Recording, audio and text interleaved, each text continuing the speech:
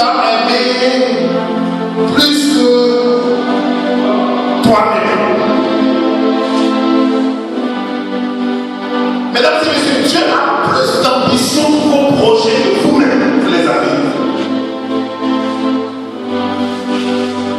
Dieu a plus d'ambition. Vous savez, dans la direction, puis l'orientation, il y a la vision et il y a l'ambition.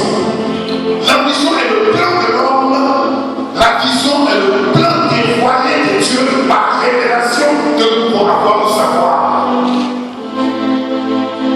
L'ambition nous donne des attitudes, nous donne des objectifs pour y arriver. Mais la vision nous donne une direction, une orientation et une obéissance pour y arriver. Aujourd'hui, le monde doit savoir que nous n'avons plus besoin que Dieu nous aide. Tu ne peux pas marcher avec Dieu et attendre que Dieu t'aide. Dieu t'a déjà aimé. Il t'a déjà aimé. La Bible dit que Dieu nous a aimé avant la fondation du monde.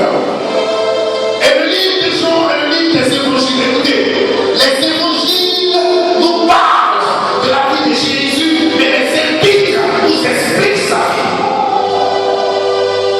Parler, c'est un gros. Expliquer, c'est un détail. Mais tant que tu ne parles pas, il ne peut pas avoir d'explication dans ta parole. C'est celui qui dit quelque chose qui peut prêter soit à confusion, ou à cohésion, ou à collaboration. Tant que tu ne parleras pas, on ne peut pas avoir le sens de ce que tu as développé dans ton esprit. Et Jean va dire, en Jean le chapitre 3, verset 16, il dit car Dieu a tant aimé le monde qu'il a donné son Fils unique. Car Dieu a tant aimé le monde qu'il a donné son Fils unique. Car, écoutez-moi très bien, Dieu a tant aimé le monde qu'il a donné son Fils unique. C'est quoi le monde?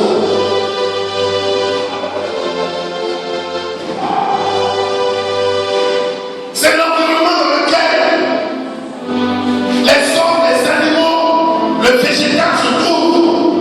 Le monde, c'est la plateforme que Dieu a donnée à l'univers. Le monde, c'est le lieu d'application des hommes ou des êtres qui vivent. Mars est une planète, mais n'est pas le monde. Jupiter est une planète, mais n'est pas le monde. Mais c'est des lieux qui est une création de Dieu. Le monde, l'enfer, c'est que Dieu a fait. Et le monde a une origine, le monde a une histoire. Donc Dieu fit le ciel et la terre. Dieu a fait l'homme à son image, selon sa descendance, et l'homme il mélange sur la terre et il domine assujetti. Chaque personne sur la terre a un monde, a un lieu qui doit dominer et assujettir. Au préalable, il en était ainsi. Dieu voulait que le monde soit assujetti par l'homme. Tant que vous ne comprenez pas, ou tant que vous ne possédez pas un territoire, vous n'avez pas l'héritage de ce territoire. Personne ne peut avoir quelque chose là où il ne peut pas arriver. Il faut arriver dans cet endroit pour avoir le prix de cet endroit ou le résultat de cet endroit. Dieu peut t'assigner un territoire ou un lieu, mais tant que tu ne possèdes pas ce lieu, tu ne bénéficies pas de ce qui est dans ce lieu-là. Moïse avait sorti le peuple d'Israël. Moïse a été rempli de la grâce, de la sagesse et de l'Esprit de Dieu. Moïse a vu un Égyptien qui faisait du mal à un Hébreu. Moïse, le centre de colère de ta vie est le centre de décision de ta vie. Moïse était en colère, il a tué un Égyptien et Moïse a déporté le peuple d'Israël pour le conduire à Canaan. La Bible dit que Canaan était la terre promise. Chaque fois que tu quittes le monde pour venir à l'église est ton Canaan. Mais tu peux être dans l'église et ne pas voir l'église.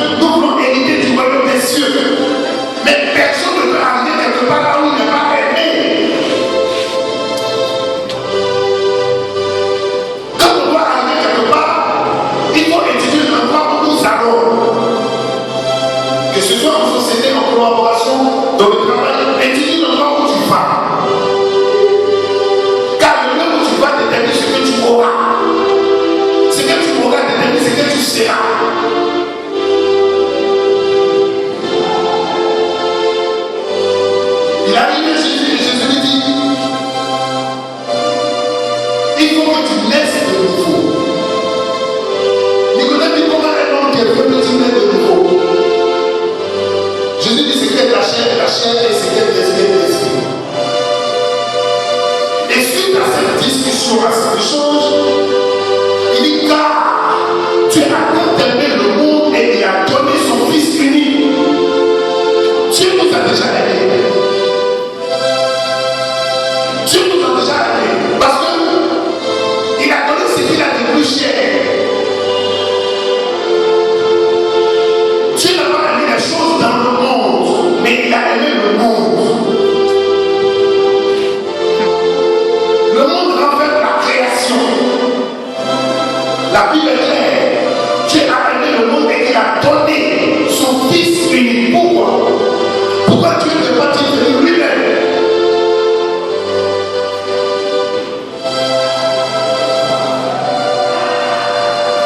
Parce que ce qu'il a donné de l'être est sacrifice. Ce que tu donnes te gage. Quand tu donnes ta présence, tu engages ta présence. Quand tu donnes ton amour, tu engages ton amour. Quand tu donnes ton temps à l'église, tu engages ton temps. Quand tu donnes de ton habilité aux choses de Dieu, tu engages ta personne. Voici le verset du salut. Dieu a tant aimé le monde qu'il a donné son Fils unique. Dieu n'a jamais aimé le monde. Mais Dieu a plus aimé le monde. Il a tant aimé. Il a aimé et il a tant aimé. Quand on aime l'œuvre de Dieu, on peut faire ce qu'on veut. Mais quand on aime tant l'œuvre de Dieu, on se sacrifie pour cette œuvre-là. Quand on aime le poste qu'on nous donne, on fait ce qu'on a envie de faire à ce poste.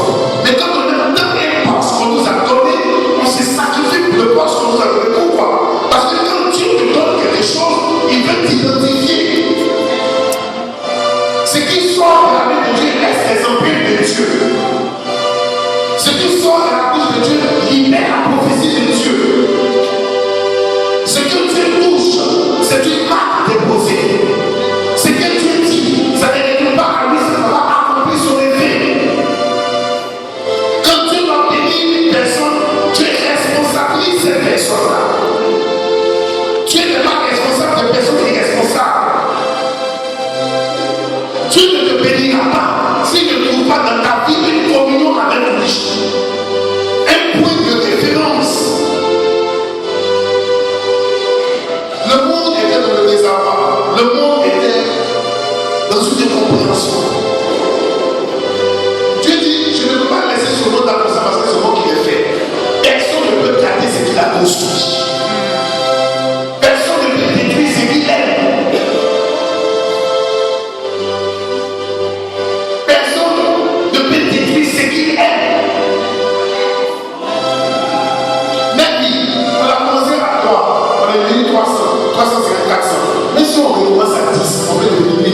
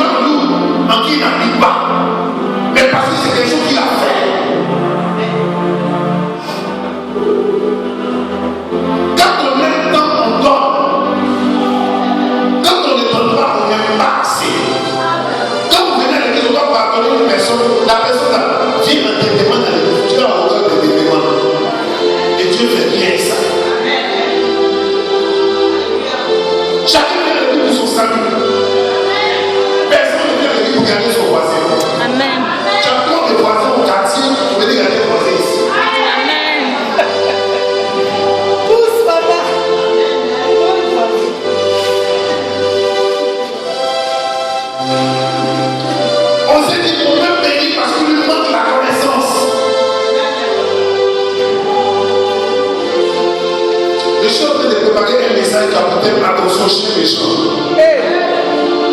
Attention. Aujourd'hui, le diable a changé de figure, mais il opère dans sa même identité. La figure dont la Bible parle du diable est le serpent. Mais les épines expliquent la vie du diable et la figure qu'il montre. Ce n'est plus le serpent, c'est le chien. Tu as dit attention, chien méchant.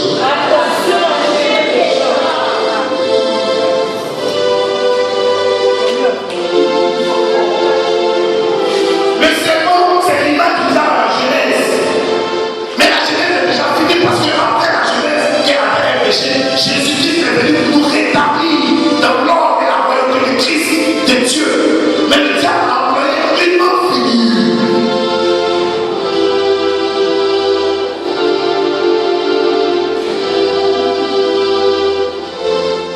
Quand vous passez dans un quartier, les maisons que vous avez, vous regardez sur le portail s'il n'y a pas de gare.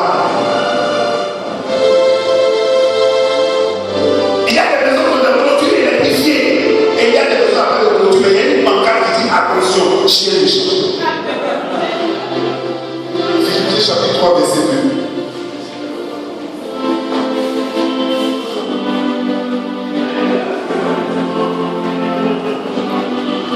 La Bible dit quoi? Philippiens 3, verset 2. Prenez garde aux chiens. Prenez garde à la Bible. Aux chiens. Est-ce que tu as déjà vu ce verset là dans la Bible? Qu'est-ce que le chien a à voir avec l'évolution des normes? Quand tu dois nous conduire, la chose dont Dieu nous avait dit dans le livre de la Genèse, mon peuple, c'était le serpent. Il était le plus rusé de tous les animaux des champs. Mais Philippiens, c'est l'épître de Paul. Il dit prenez garde aux chiens. Pourquoi? Qu'est-ce que le chien fait dans la vie de quelqu'un? Un chien qui n'a pas même mort la personne qui vient vers lui. Le chien a une attitude qu'il a. Et pourquoi? Arrivé à une certaine dimension, vous devez repérer ceux qui veulent être comme le diable autour de vous. Ils ne vont plus venir comme des serveurs, ils vont venir comme des chiens. Or, le chien a l'attitude d'être un ami à son maître, mais il veut prendre son maître à la bouche.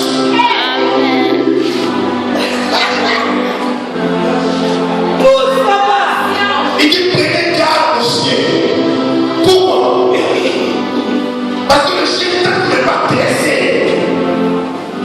il n'est pas régressé.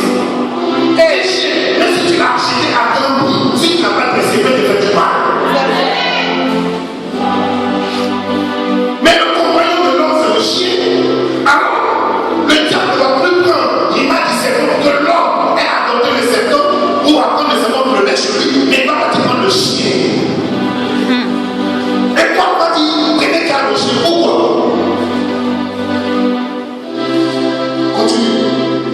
Prenez garde aux chiens.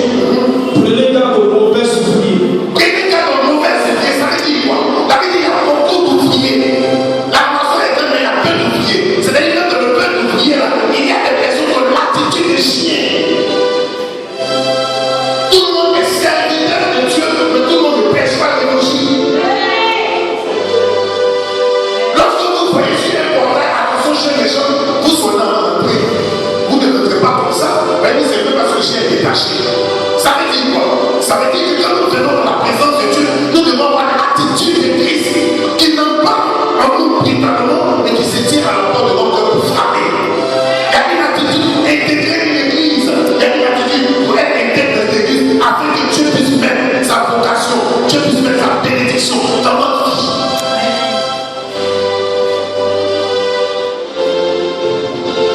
Cela veut dire que le chien est la loi pour tes frères. Tu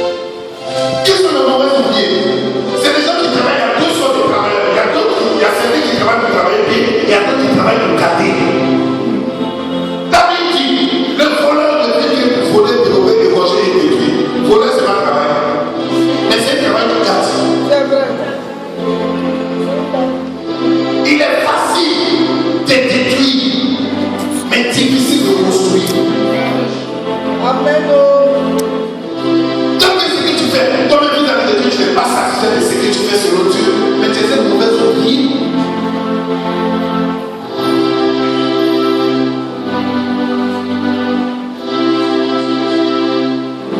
Il y a deux types d'hommes dans la maison de Dieu. Il y a l'homme animal et il y a l'homme spirituel. Dieu ne veut pas t'aider pour que tu restes au stade d'un homme animal.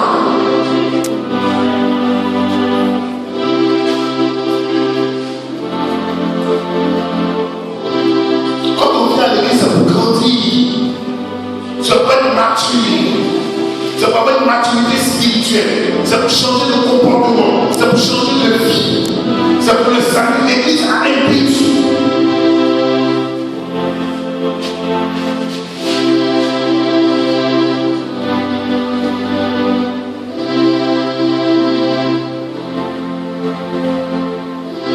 Le chien ne se balade pas. Sa mise en garde, c'est à l'intérieur. Ton secret, là. Et puis tu te plais tous les jours. Ton secret que tu as, qui doit faire ta vie, qui doit faire ta force, qui est pure. C'est parce qu'il y a quelqu'un qui est auprès de toi, tu l'as pas identifié. Tu dis tout. Tu présentes tout le monde. Tu fais tout le monde. Il y a quelqu'un qui regarde le chien.